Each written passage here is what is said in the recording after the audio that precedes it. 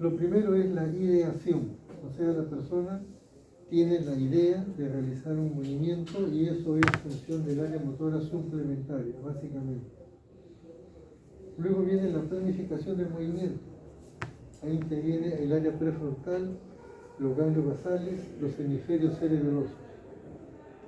Y luego viene la parte de la ejecución.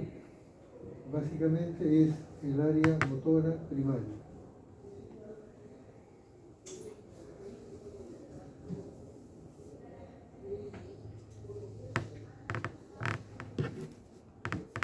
Por ejemplo, un movimiento tan sencillo como este. Tomar una taza de café. Fíjense ustedes todos los elementos que participan para la realización del movimiento. Primero, se requiere tener un control visual del objetivo, que en este caso es coger una taza de café. Luego viene la orden para extender el brazo, activar unos músculos, bloquear otros. Luego, cuando se toca la taza de café, tiene una información sensitiva. Una información sensitiva que junto con la información visual le dicen a la corteza cerebral que se está tomando la taza de café. Y toda esa información va a llegar hasta el cerebro. Si por alguna razón no se cumple con el objetivo, la información sensorial que llega al cerebro va a permitir que éste corrija el movimiento con la participación del cerebelo. Y eso es lo que vamos a ver luego.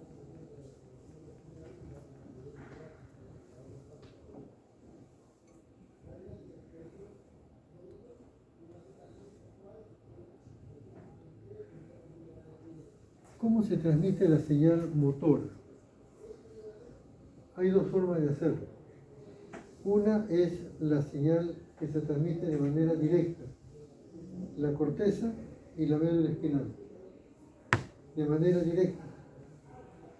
Por ejemplo, a través de la vía córtico-espinal, tal como está anotado acá. Pero también hay una vía indirecta, donde participan otros elementos. La corteza cerebelosa, el hemisferio cerebeloso, el cerebelo, mejor dicho, el cerebelo, los núcleos o ganglios basales, el tálamo. Participan de manera indirecta en el movimiento. Ustedes ven, por ejemplo, la corteza cerebral llega a los núcleos del tronco encefálico. De aquí hay información al cerebelo, el cerebelo al tálamo, el tálamo a la corteza a los ganglios basales. Es decir, tenemos una vía de transmisión motora directa y otra vía de transmisión motora indirecta. Ambas llegan a la motoneurona alfa de la médula espinal. Por eso esta motoneurona alfa se llama vía final común, porque ahí llegan todas las vías motoras.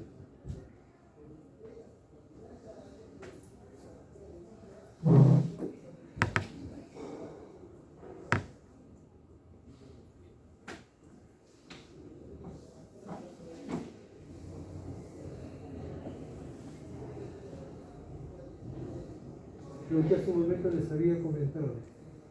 Tenemos un área motora primaria en la circunvolución prerolándica, pero por delante tenemos el área motora suplementaria y al pie el área premotora. Existe también un área somática de asociación que está aquí. Estas son áreas sensitivas. Pero es importante que esa información sensitiva llegue a la corteza cerebral para informarle al área motora cómo se encuentran los músculos de nuestro cuerpo y se puede iniciar el movimiento.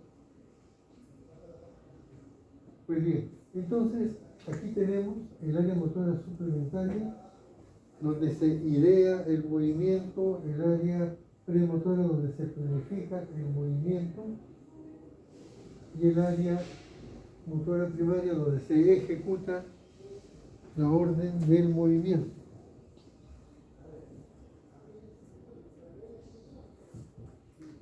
Y es lo que está anotado aquí en este cuadro.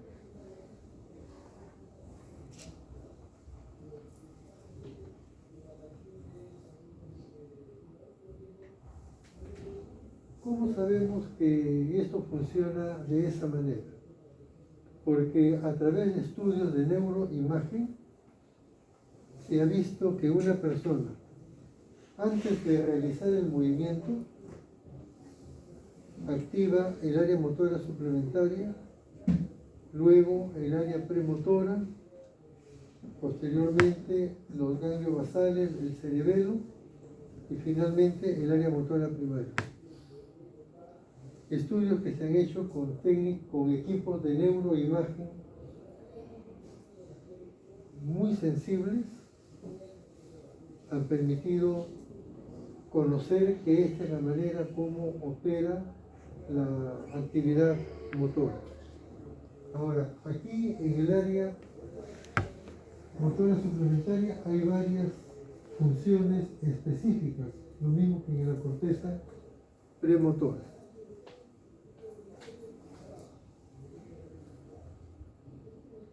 Y eso es lo que vamos a ver luego. Fíjense ustedes, esto se conoce como el homúnculo de Penfield, es la representación de una persona sobre la corteza cerebral, sobre el área motora. Se llegó a esa imagen porque Penfield fue un neurocirujano canadiense. Él, junto con otros neurocirujanos, Jasper, Rasmussen, operaron a muchos pacientes de problemas cerebrales y les aplicaron un pequeño estímulo en esa zona y veían cuál era la respuesta.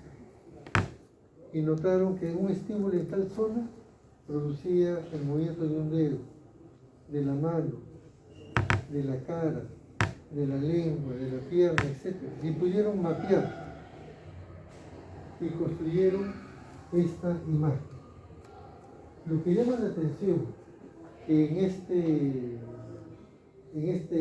imagen es la gran cantidad, la gran proporción, digo mejor, la gran proporción de corteza dedicada a la cara, a la lengua, a los labios y a la mano. Y eso se explica porque nosotros tenemos expresión, porque nosotros tenemos lenguaje verbal, porque nosotros tenemos destreza en la mano. Somos la única especie viva que puede realizar el movimiento de oposición del dedo pulgar, tan útil para múltiples tareas, como por ejemplo escribir. Ninguna otra especie viva puede realizar ese movimiento de oposición del dedo pulgar. Por ese motivo, dada la importancia que en la especie humana tiene la destreza manual, el lenguaje y la expresión facial, es que estas proyecciones de nuestro cuerpo sobre la corteza son tan amplias y extensas.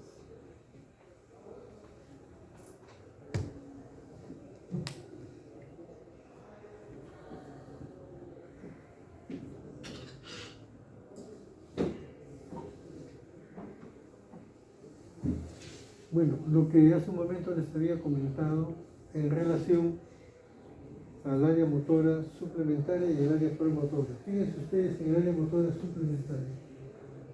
Aquí hay centros para funciones específicas. Por ejemplo, las habilidades manuales,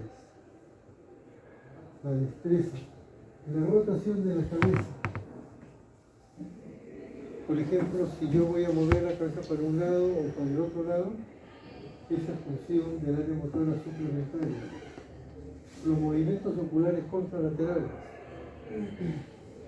es decir, el centro cortical para la mirada conjugada lateral. ¿Qué quiere decir mirada conjugada lateral? Por ejemplo, yo decía, Si tu movimientos para un lado, también el otro tiene que movimentar.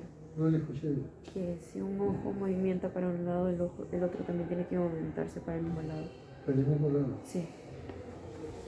Movimiento conjugado, como dijo su compañera, significa que los ojos se desplazan de manera simultánea para un lado o para otro. En este caso, la corteza cerebral se encarga de esa función. En el tronco cerebral también tenemos otros centros, pero no vamos a tocar ese tema ahora. Y en la zona prefrontal tenemos el área de la formación de las palabras, que es el área de Broca. El lenguaje tiene un componente de expresión y otro de comprensión. El de la expresión nos permite hablar. Cuando se lesiona no podemos hablar. Y tenemos lo que se conoce como afasia. Bueno, eso es en relación a las vías motoras, y aquí hay otras funciones que escapan al objetivo de esta clase.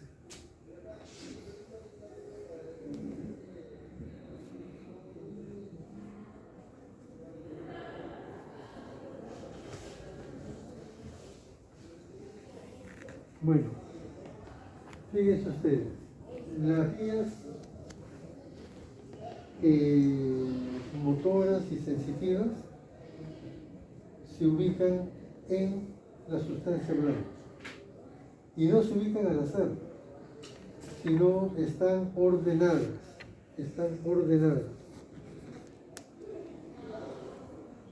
formando haces o fascículos.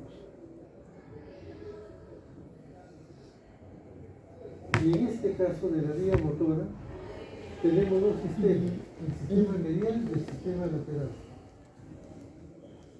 En el sistema lateral tenemos el córtex espinal cruzado, no el córtex espinal directo, sino el córtex espinal cruzado. El rubro espinal,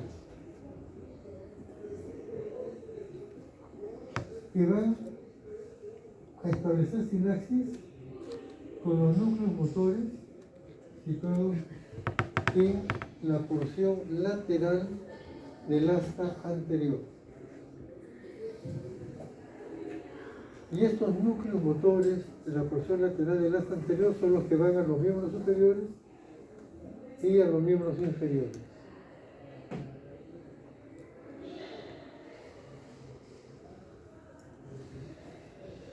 Mientras que el vestíbulo espinal, retículo espinal, controla los músculos axiales. Van acá.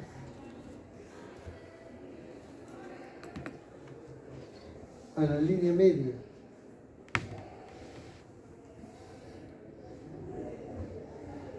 Del asta anterior.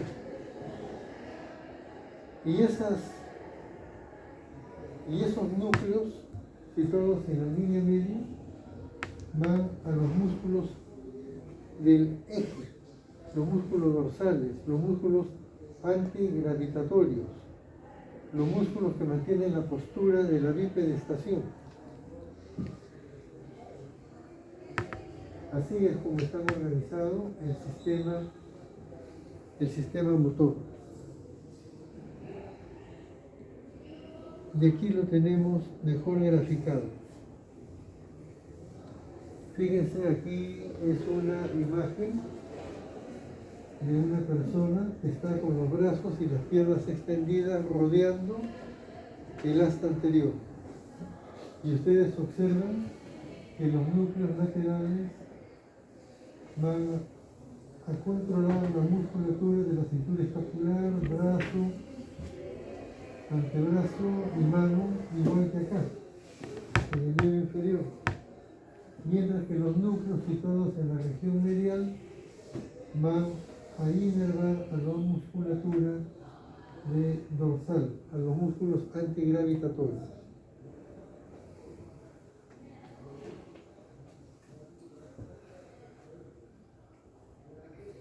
Aquí hay una lista de las principales vías descendentes.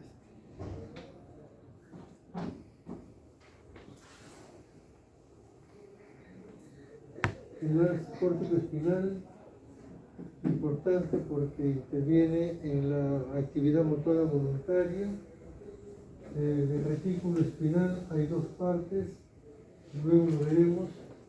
El retículo espinal que se origina en la protuberancia, que es excitatorio de la musculatura axial, contrae la musculatura dorsal, y el retículo vulvar y el retículo espinal originado en el bulbo, que es más bien inhibitorio de estos músculos. El tecto espinal tiene que ver con los movimientos del cuello, con movimientos así de rotación. El rubro espinal tiene que ver con los músculos flexores.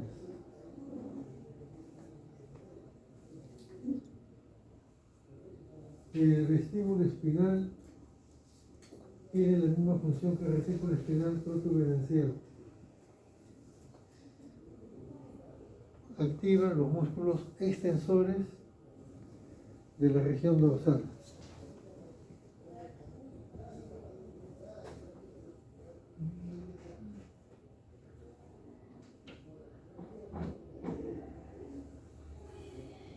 Bueno, y aquí tenemos a la vía motora. Tenemos la vía motora originada en la corteza cerebral, atraviesa la cápsula interna, se decusa a nivel del bulbo raquídeo y termina en una interneurona. Son pocas las que terminan directamente en la motoneurona alfa. La gran mayoría termina en una interneurona y esta interneurona en la motoneurona alfa.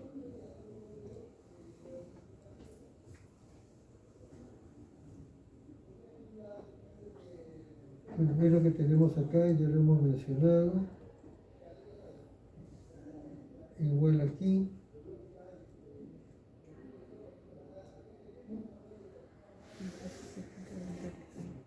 Las vías extrapiramidales, tenemos por ejemplo el tecto espinal, ya lo mencionamos, se origina en los tubérculos cuadrigémenos.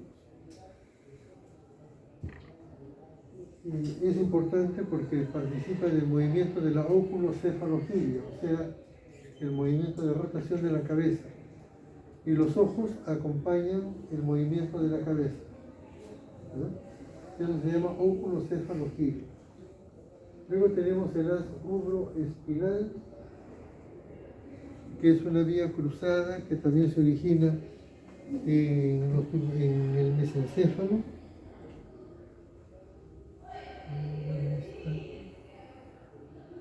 Aquí está. Como vimos hace un momento, está en la porción lateral, intervienen los músculos flexores y tiene cierta importancia cuando se lesiona la vía piramidal, porque entonces permite que se realicen movimientos de la mano y de los miembros superiores.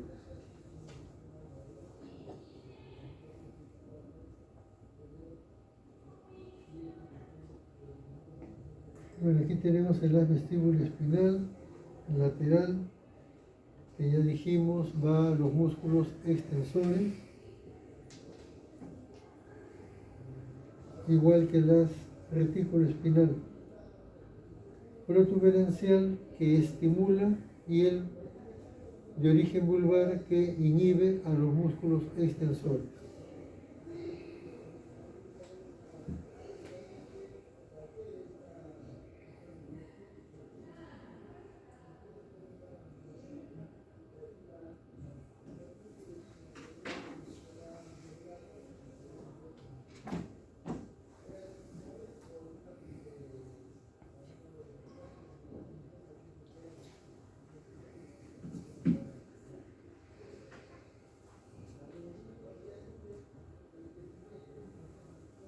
El tronco cerebral, hace un momento vimos, tiene una función automática, por ejemplo en el caso de la marcha, pero también tiene otras funciones reflejas que allí están anotadas: el control cardiovascular, el control de la función respiratoria, gastrodigestiva.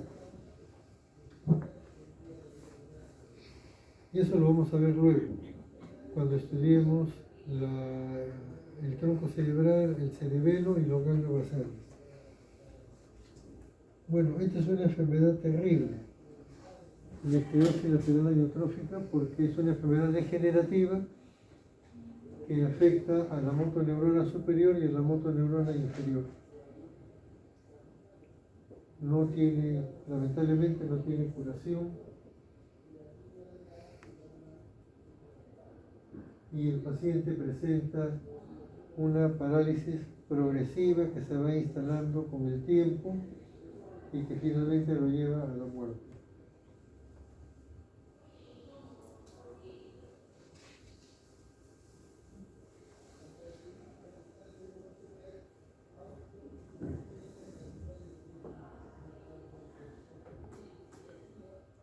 En el síndrome de Guillain-Barré lo que se afecta es una enfermedad inflamatoria. No se conoce su causa, no se sabe muy bien cuál es el factor que desencadena, y se afecta la vía motora inferior, la motoneurona inferior. Puede afectar todo el cuerpo y la debilidad puede ser muy marcada, de tal manera que la persona requiera de un soporte ventilatorio para sobrevivir. A veces se recupera muy rápido, pero en otras oportunidades puede quedar con secuelas muy graves y requerir un tratamiento de terapia que puede durar muchos meses.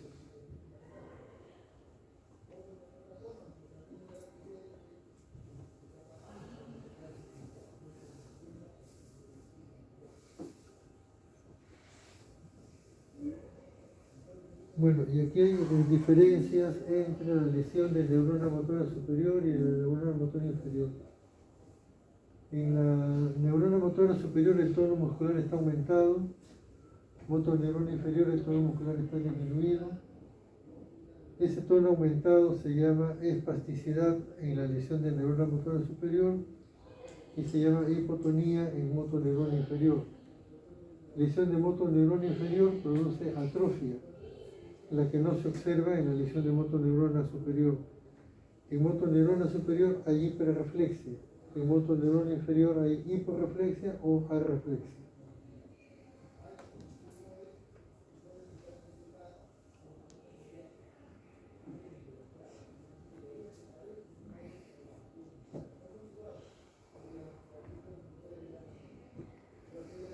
Bueno, aquí tenemos lo que se conoce como rigidez de descerebración y rigidez de decorticación. La rigidez de descerebración ocurre en la porción superior de la protuberancia, en el límite con el mesencéfalo. En esa zona, en ese nivel, se produce este tipo de reacción. ¿Por qué? Porque se activan la vía retículo-espinal y la vía vestíbulo-espinal, que son excitatorios de la musculatura dorsal. Se activan porque se perdió el control de la vía córtico-espinal y la persona tiene una porción de hiperextensión. si la lesión se encuentra a nivel del mesencéfalo,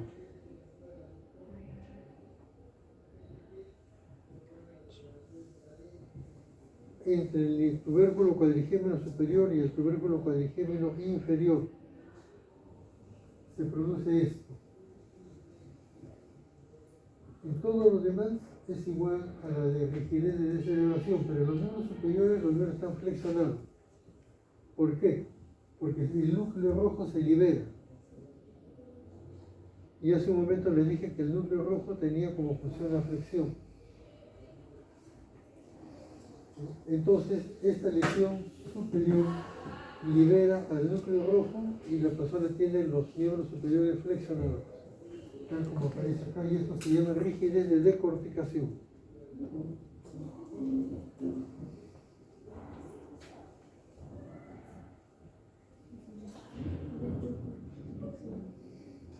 Bueno, aquí es un resumen de los reflejos.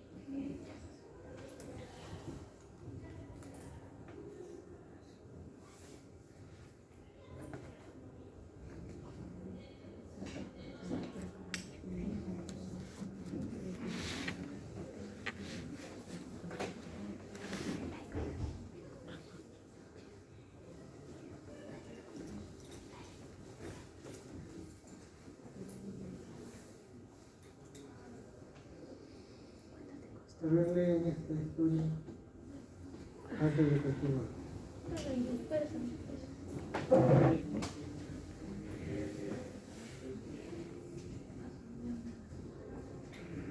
Gracias.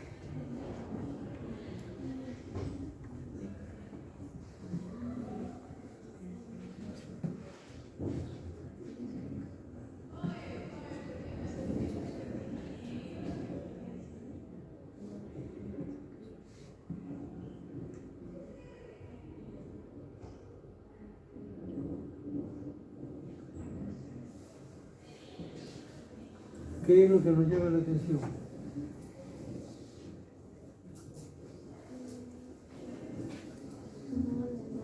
Creo que ahí el brillo nos dificulta, ¿no? Un poco.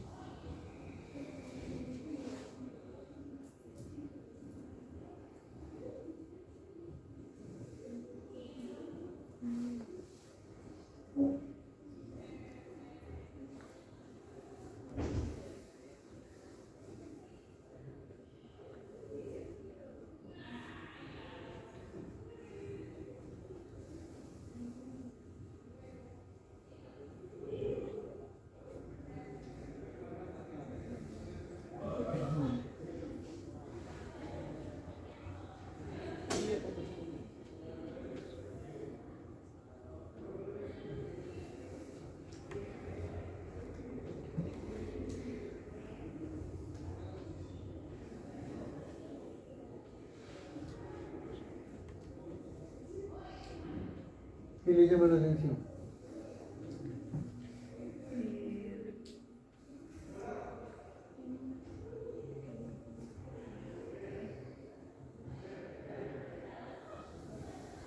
La vista doble podría ser también. ¿Cómo?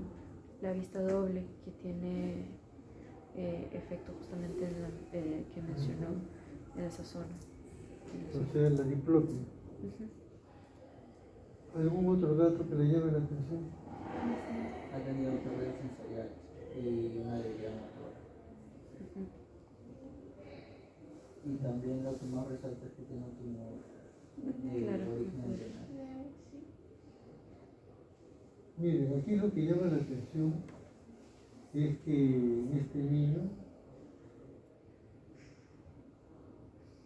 tenía dificultad para caminar Ujú. y tenía una taxa troncal, o sea, tronco. Se iba Ah, para acá y se iba para allá. por los músculos antirrotatorios. ¿Y esta por qué era causado? Porque tenía una lesión en el cerebelo. Ajá. Y era un tumor que iba creciendo y le produjo hipertensión endocraniana, porque ya tenía un tamaño bastante grande. Por eso es que la hipertensión endocraniana dio edema de papila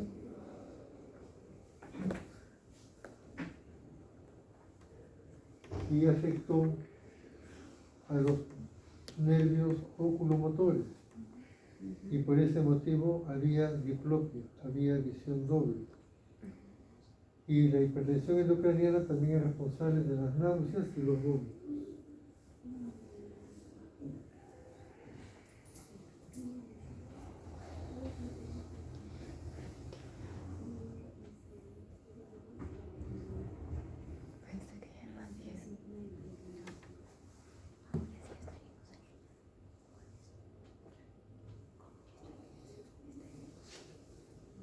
Bueno, miren ustedes.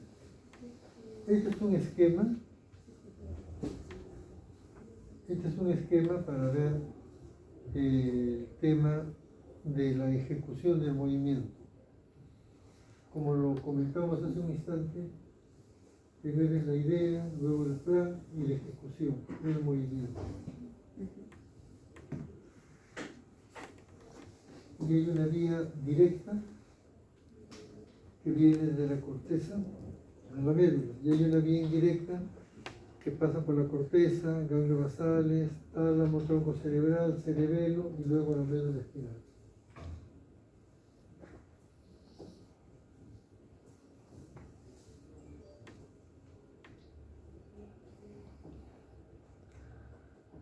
¿Qué son los ganglios basales? Están representados por el núcleo caudado, por el núcleo lenticular, por el núcleo lenticular tiene dos partes, el globus pallidus y el putamen. El putamen junto con el núcleo caudado se llama cuerpo estriado.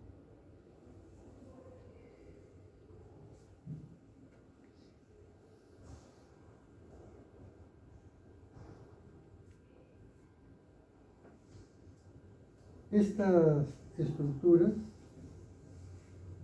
no son estructuras motoras, no son núcleos motores, pero sí participan de la actividad motora,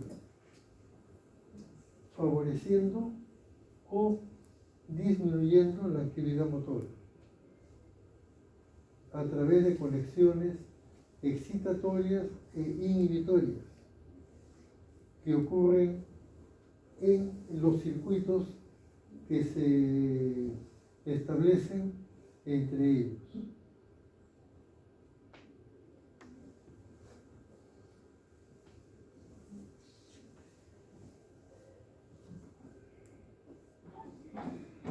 Allí tenemos, por ejemplo, el núcleo caudado, que viene acá. Esta porción de acá es el núcleo lenticular, la parte externa.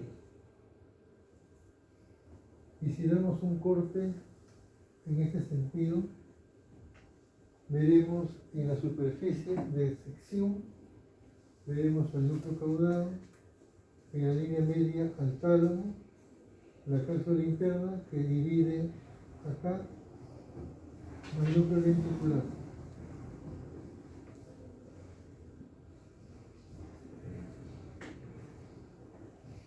Además de estas estructuras, también se considera al núcleo subtalámico y al locus níger como parte de los núcleos basales.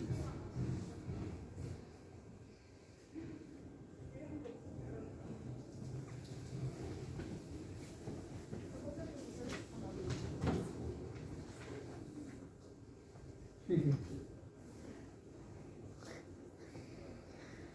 Aquí tenemos representada la forma como los ganglios basales participan de la actividad motora. Miren ustedes lo primero. La corteza cerebral envía información excitatoria a los ganglios basales, específicamente al cuerpo estriado y también al cerebelo.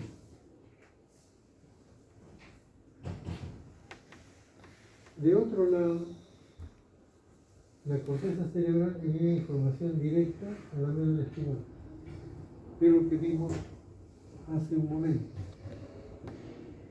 Pues bien, pero los ganglios basales tienen comunicación con el tronco del encéfalo. Y el tronco del encéfalo tiene varios núcleos motores: el tecto espinal, el rubro espinal, el vestíbulo espinal.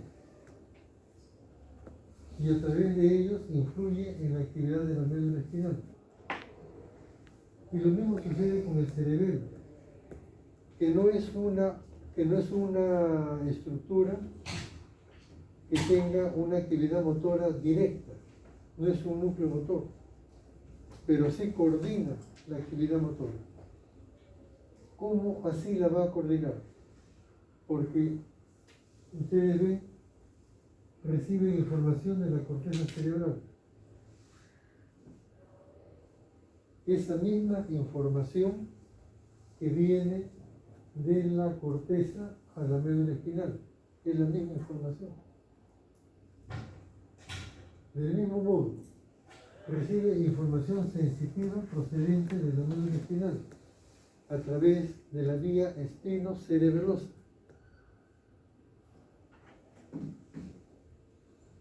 Es decir, que el cerebelo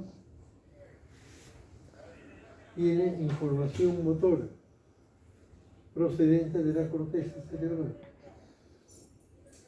Esa información es útil porque el cerebelo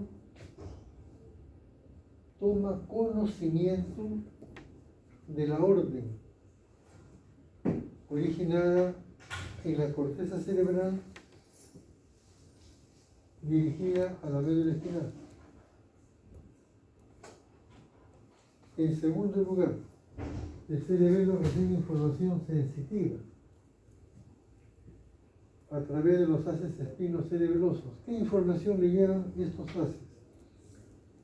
Le dicen si es que el movimiento planeado por la corteza cerebral se realizó de acuerdo a ese planeamiento, o si hubo algún cambio, alguna modificación en la ejecución del mismo. Y si así fuera, el cerebelo a través del tálamo se comunica con la corteza cerebral para que ella corrija el movimiento. Ese es el rol del cerebelo, coordinar el movimiento. Y para hacerlo, tiene información motora de la corteza, tiene información sensitiva de la médula espinal, procesa la información y la envía a la corteza cerebral a través del tálamo.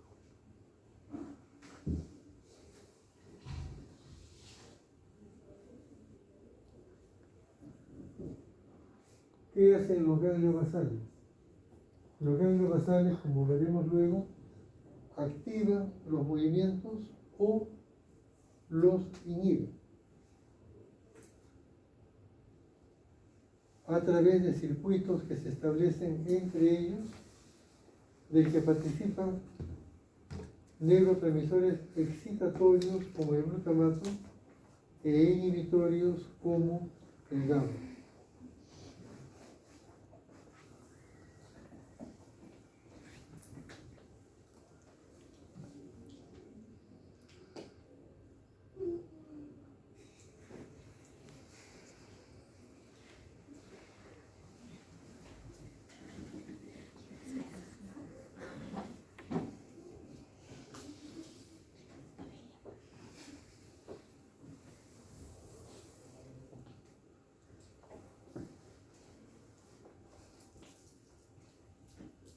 están cansados, están con sueño.